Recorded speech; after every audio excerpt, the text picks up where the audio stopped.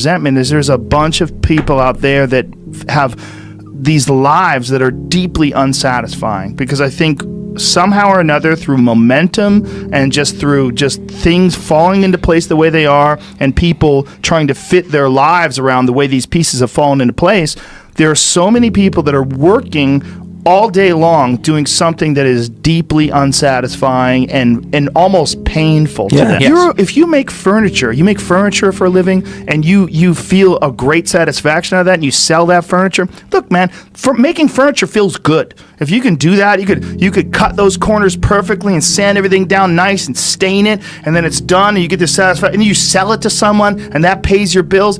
That is infinitely more satisfying than being stuck in some fucking cubicle working for someone that you don't want to work for, having to have these stupid fucking office meetings, talking to people in human resources, sitting down with your supervisor where they evaluate your job performance, and you're not really, you really need to be enthusiastic about this company. This company is your future. This kind of you're like, fuck, kill me now.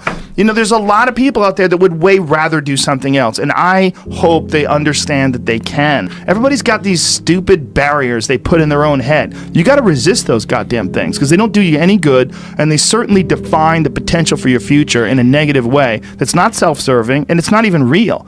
You put this artificial ceiling on the potential for what you're doing. If you hit a wall, okay, that just means you need to regroup and rethink. It doesn't mean that wall's there, especially when it comes to something like social media or like a podcast, something where you like it less, fix that. Figure out a way to do it. You can do that. And this idea that there's no way to get past the starting block today is just ludicrous. It's crazy. And it's just this poor thinking.